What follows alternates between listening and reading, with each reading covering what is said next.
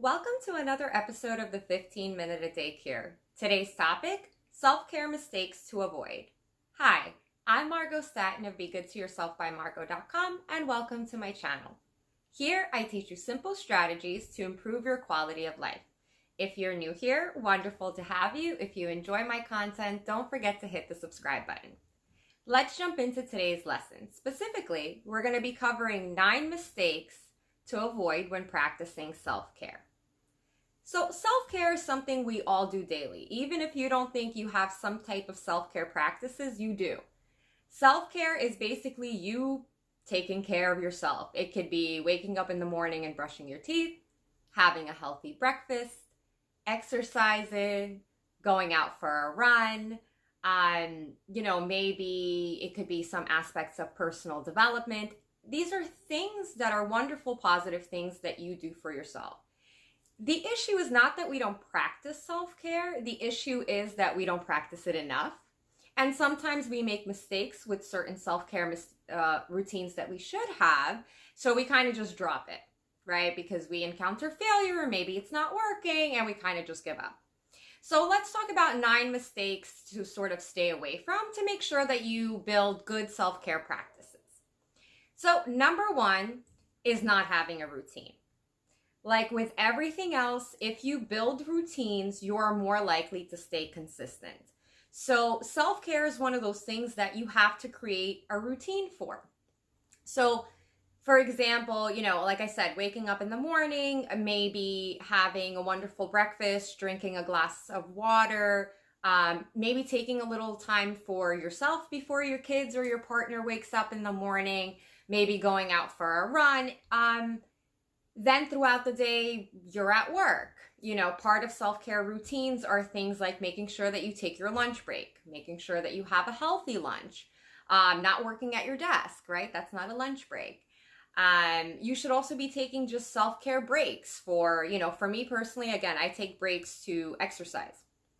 10, 15 minutes in between meetings, nothing crazy, but for me, that's self-care.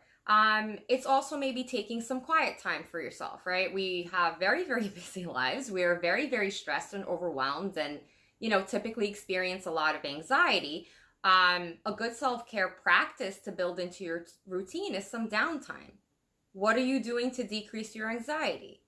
What are your, evening before bed rituals? How are you sleeping?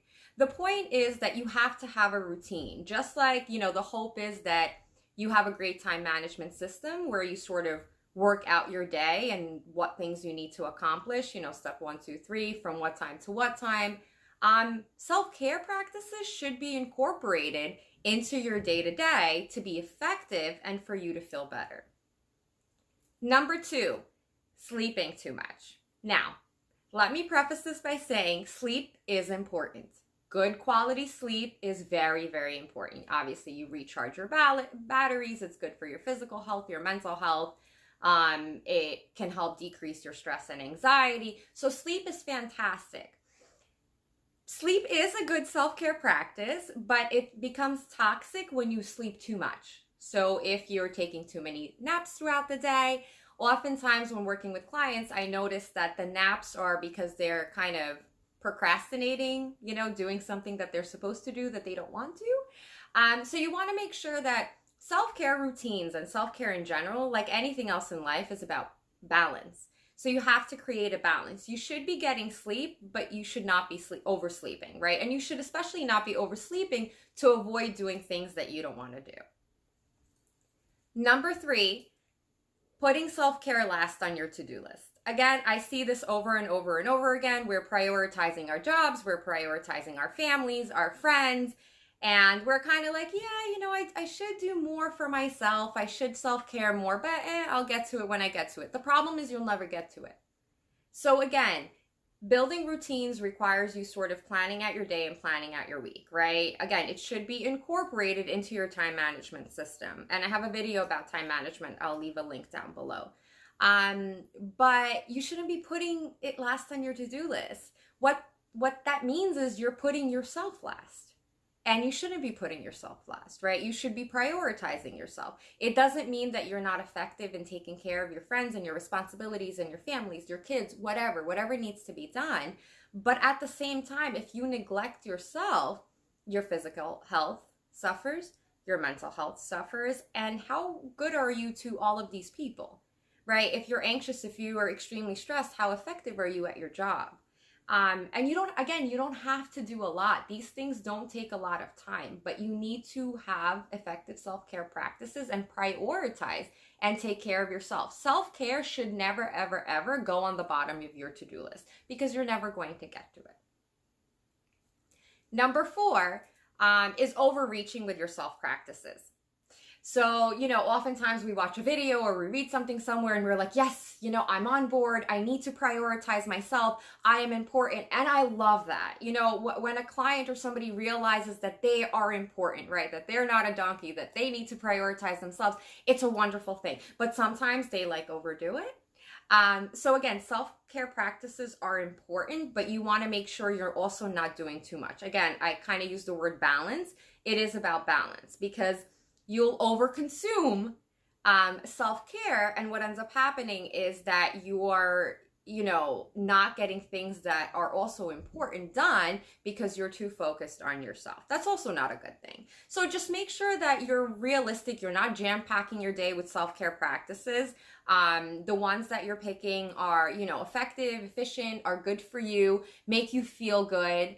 But just make sure that you're not overindulging in self-care practices. And again, overindulging once in a blue moon is okay, right? If you want to take a spa day or do something wonderful for yourself, that's fine. But I'm really talking about self-care practices like exercising, eating healthy, personal development, improving your mental health, improving your physical health, seeing physicians, complying with your medication regimens, whatever it may be. Those are really the self-care practices that I'm alluding to. But there's nothing wrong with having a spa day once in a blue moon, right? We can all overindulge sometimes, but keep it balanced. Number 5 is creating unrealistic self-care practices. So what that means is, you reevaluate your schedule and you're like, absolutely, I'm totally going to do this.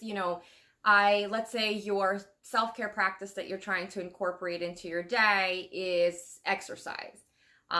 So you pencil in an hour of exercise a day. Okay, that's great. That's admirable, but is it realistic? I mean, can you really dedicate an entire hour a day to exercise? You have to sort of be very, very realistic with your self-care practices. If you're going to incorporate a brand new self-care tactic, that's awesome, but just make sure that you can stick with it. If you realistically can't, then maybe when it comes to exercise, decrease it to half an hour, 3 days a week. Again, sort of having that dedication and being proactive to prioritize yourself is fantastic, but you also have to be realistic, because if you're not realistic, you're not going to comply with that routine, and then you're going to get discouraged and you're just going to stop completely. I've seen it time and time and time again.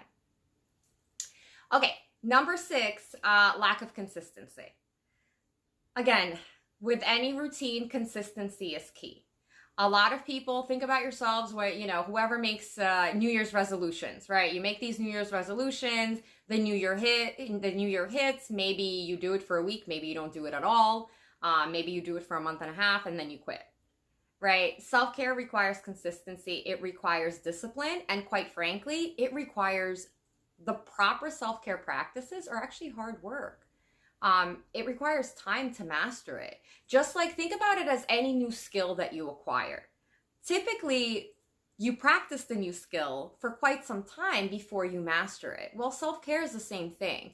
The goal is to live a healthy, happy quality of life, and self-care sort of is at the center of all of that, but you want to make sure that you're consistent.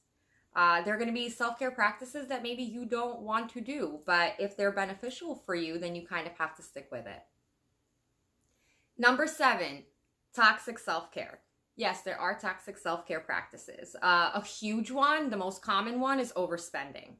So, oftentimes we think of self-care as, again, going to get our hair done, doing our nails, doing some shopping, going out with our friends. Those are all wonderful things if you can afford it. So overspending or overindulging are toxic self-care practices. Again, you want to splurge, that's great. Does your budget permit it? Number 8, giving up too early. So again, oftentimes, like with any new routine or any goal you set, you're going to hit bumps in the road. It's completely normal. If your new self-care practice is, I don't know, maybe to drink 5 glasses of water a day, and you find yourself forgetting most days, you might be like, you know what, this is not for me. I'm never going to be able to do it. It becomes very, very discouraging. Failure is discouraging. Reevaluate how you're planning this out. So for example, the drinking of the water, I have that problem. I always kind of lean more towards coffee than water, but you need water. Hydration is very, very important. So what I personally do, because I know that if I have a choice to reach for, marry my coffee machine or a bottle of water, I'm unintentionally, right? It's almost like instant. It's instinctual even. I reach for my coffee. So what I do is I actually set alarms on my phone to go off at various times throughout the day that remind me that I should go into the kitchen and get a glass of water. So don't give up. It's kind of reevaluating what your self-care practices are and more effectively incorporating it into your day-to-day routine. And lastly, number 9 is practicing self-care like everyone else. Look, it's really awesome that, again, you read something on Instagram or Facebook, or you read a book about self-care and you're like, oh my God, all of these people are practicing self-care in this and this way. That's great for them. We're all very unique. We're all extremely different. Our schedules are completely different. Our priorities, our values, our culture, everything is completely different. Just because somebody practices self-care a certain way doesn't mean that it'll work for you. I find that, reading a lot of things and watching things, it's a great place to sort of find resources of what you might potentially do for self-care and kind of improve your practices. I think from that educational standpoint, it's fantastic. And you might be able to be like, okay, I love this self-care practice from this person and this self-care practice from this person. It's great. But at the end of the day, you're not reading about it, you're not watching it, you're living it. So it has to be convenient for you. It has to be, self-care practices are also meant to be enjoyed. So it has to fit with your lifestyle. It has to fit with your family. It has to fit with your prioritizations and your values. It has to work for you. Because again, a lot of times we observe others doing it and it's great. Like you have a friend that maybe runs every morning for an hour and a half and you're like, oh my God, I walk my dog in the morning, I see her and you're like, that's just so admirable that she can do that. I want to do that too. Okay, but you have 2 kids that you have to get ready for school in the morning. You have to walk them to school. You have to take the dog out. Maybe you start work really, really early. So it's like great and admirable that the other person's able to do that, but it doesn't work for you. So what you're really saying is that maybe you want to run, or maybe you want to incorporate exercise into your routine, but just own it, make it your own, right? And that's the only way that these healthy self-care practices are going to be effective, and you're going to be able to stick with them. Okay. All right. So those are the 9 mistakes to stay away from when you're practicing self-care. Leave a comment. Let me know which self-care mistakes you've made in the past and how maybe you overcame them. Thank you so much for watching. If you enjoyed my video, please hit the like button and subscribe. And always remember to be good to yourselves.